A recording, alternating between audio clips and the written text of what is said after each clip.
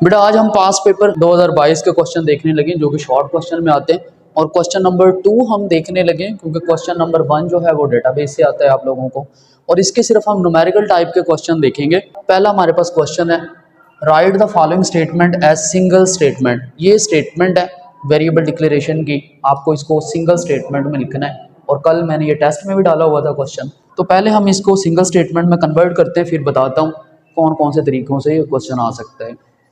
तो यहाँ पे बेटा इसको सिंगल स्टेटमेंट में करना है। तो सबसे पहले हमें पता है वेरिएबल जब हम डिक्लेयर करते हैं तो डाटा टाइप बताते हैं, तो तीनों की डाटा टाइप जो है वो कॉमन है। क्या है? कॉमन है, इंट। तो बेटा हमने इंट डाटा टाइप ले ली, उसके बाद एक्स, वाई और जी, ठीक है, उनके आगे क्या है, वैल्यूज पुट की हुई हैं। तो हमारे पास है एक्स, इंट एक्स, ठीक है, और इक्वल टू हमारे पास क्या है, इसकी वैल्यू, यानी कि ये असाइनमेंट ऑपरेटर है बेटा, ये क्या है हमारे पास, असाइनमेंट ऑपरेटर। तो इसकी वैल्यू क्या है बेटा, 5, ठीक है। उसके बाद आपने करना क्या है, आपने जस्ट कॉमा डालना है क्योंकि इंट हमने ले लिया, ठीक है, और यहाँ पे हम बेटा डालेंगे कॉमा। कॉमा डालने के बाद हम लिखेंगे वाई, ठीक है, हमारे पास वाई हमने लिख लिया, और उसके बाद आगे हम लिखेंगे 10। उसके बाद अगेन दोबारा फिर कॉमा डालेंगे, और कॉमा डालने के बाद फिर हम लिखेंगे जी, और जी लिखने के बाद बेटा इक्वल टू असाइनमेंट ऑपरेटर आ जाएगा और उसकी वैल्यू आ जाएगी। सिंगल स्टेटमेंट के अंदर हमने इसको लिख दिया है, तो ये इसका आंसर है। तो बेटा अब इस पे हम बात करते हैं, ये हम वेरिएबल को किस तरह डिक्लेयर कर सकते हैं। देखिए नॉर्मली ये जो वेरिएबल डिक्लेरेशन है इसको हम इस तरह भी कर सकते हैं, ठीक है। हम यहाँ पे लिखें, हमने लिखा इंट, उसके बाद हमने पुट किया एक्स, ठीक है। इसी तरह हम टर्मिनेटर लगाएं, यहाँ पे है इंट वाई, ठीक है, और इसी तरह हम लिख सकते हैं इंट जी, और टर्मिनेटर वैल्यूज जो है वो पुट कर देंगे।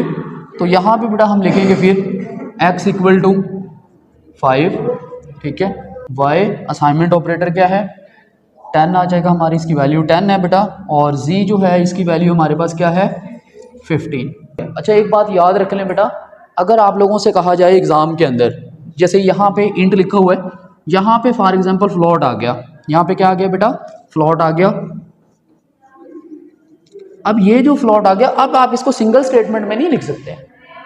अगर आप, ये क्वेश्चन है फॉर एग्जांपल, आप ऐसा समझ लो ये क्वेश्चन है, हमें ये क्वेश्चन गिवन है पेपर में कि भाई इसको सिंगल स्टेटमेंट बनाएं, ठीक है। बाज़ दफ़ा ऐसा क्वेश्चन भी आपको मिल जाएगा देखने के लिए।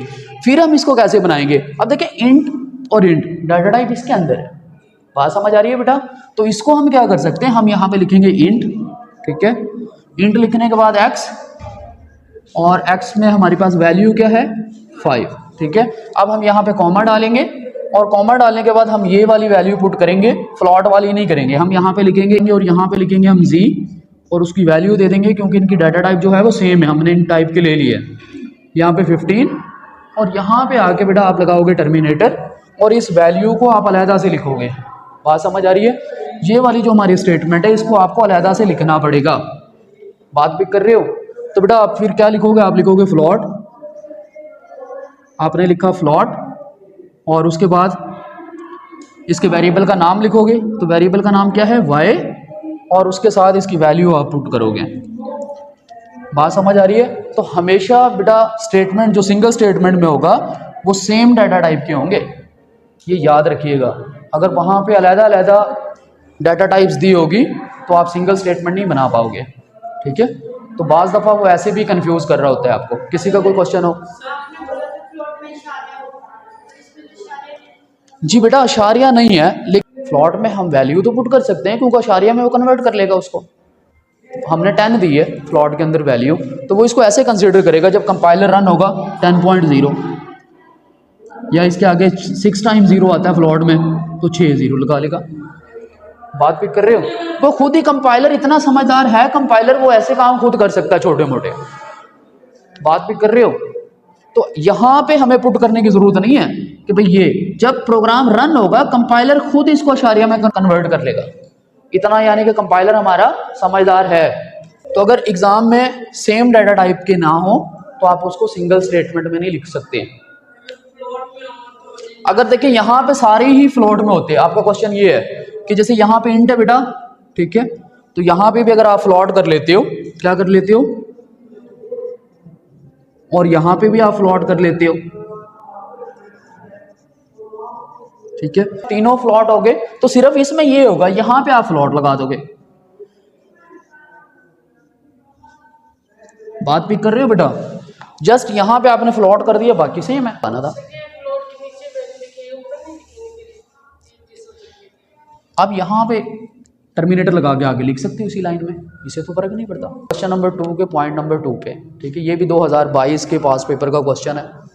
तो यहाँ पे देखें, predict the output of the following code segment, जो नीचे हमारे पास कोड सेगमेंट दिया हुआ है, इसकी बेटा हमने आउटपुट निकालनी है, ध्यान से समझिएगा इसको। तो यहाँ पे बेटा हमारे पास देखिए 3 वेरिएबल उसने डिक्लेयर किए हुए हैं, डाटा टाइप बताई हुई है, डाटा टाइप कह रहा है इंट टाइप के हैं, ठीक है, और 3 वेरिएबल जो है वो हमारे पास क्या है, डिक्लेयर है।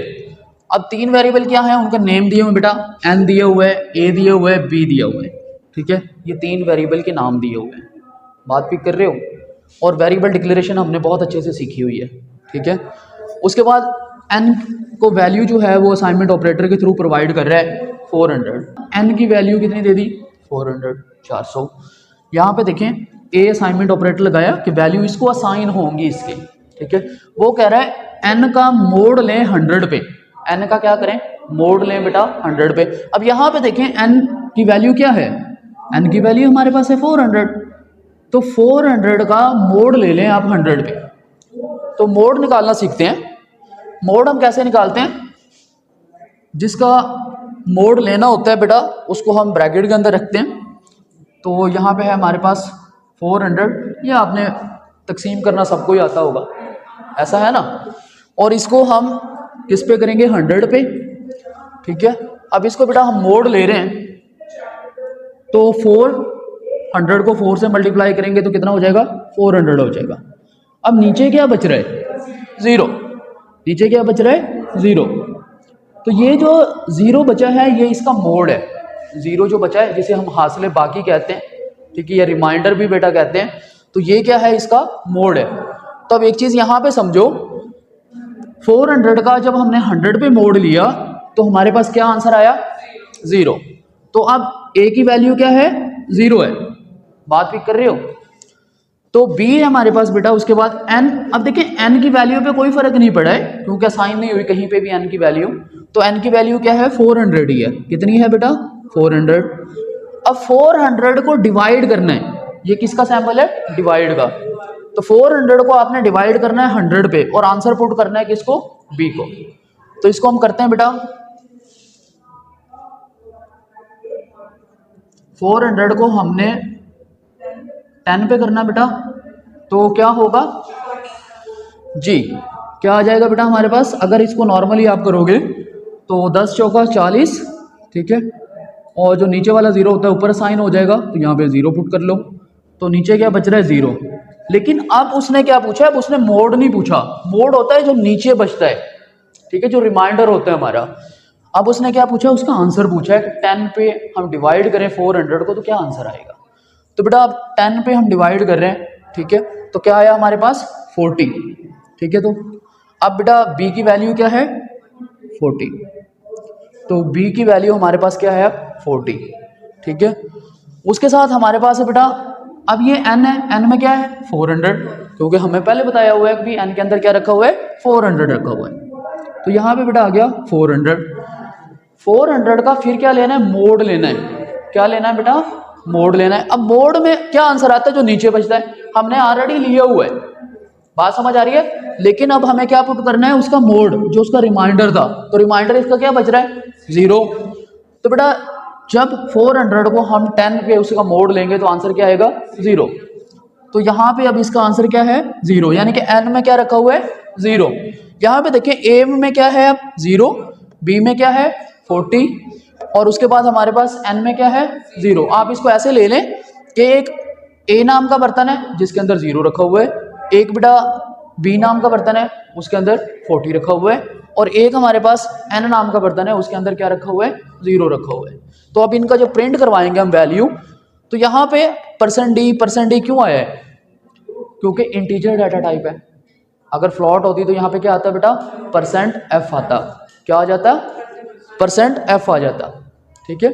तो यहाँ पे देखें n, b और a तीनों के आंसर हमने लिखने। अब यहाँ पे आंसर कैसे आएगा, देखें ये जो हम लिख रहे होते हैं यहाँ पे, ये एज इट आता है लिखा हुआ, ये क्या आता है बेटा, एज इट लिखा हुआ आ जाएगा। ठीक है, तो हम यहाँ पे लिखेंगे रिजल्ट, क्या लिखेंगे, रिजल्ट, और उसके बाद हम लिखेंगे इक्वल टू ये जो लिखा हुआ है हमारे पास। अब सबसे पहले किसका आंसर लिखना है, एन का। तो एन में क्या रखा हुआ है बेटा हमारे पास, 0, ये एन है, तो क्या होगा 0। बात पिक कर रहे हो। उसके बाद बेटा आगे, ठीक है, बी की वैल्यू क्या है 14। अब देखिए यहाँ पे उसने स्लैश एन का यूज नहीं किया, जो आंसर नीचे वाली लाइन में जाएगा। बात पिक कर रहे हो, तो आंसर इधर ही रहेगा इसी लाइन के अंदर। अगर वो स्लैश एन का यूज करता न्यू लाइन के लिए तो आंसर नीचे चला जाता। ठीक है, तो इसके आगे क्या आ जाएगा बेटा, बी के लिए क्या आएगा 40। ठीक है, और उसके बाद हमारे पास क्या आएगा, ए के लिए क्या आ रहा है 0। ठीक है, तो ये ही इसका आंसर होता है। कॉमा आप लगा भी दें ना भी लगाएं तो कोई फर्क नहीं पड़ता, लेकिन नॉर्मली हम कॉमा लगता नहीं है यहाँ पे। ठीक है, तो इसका आंसर क्या आया बेटा, एन का क्या है 0, बी का क्या है 14 और ए का क्या है 0। बात समझ आ गई है। तो ये बेटा इजी सा है, समझ आ गया सबको। किसी का कोई क्वेश्चन हो, मोड लेना समझ आ गया। ठीक है, डिवाइड करना तो आप लोगों को ऑलरेडी आता है।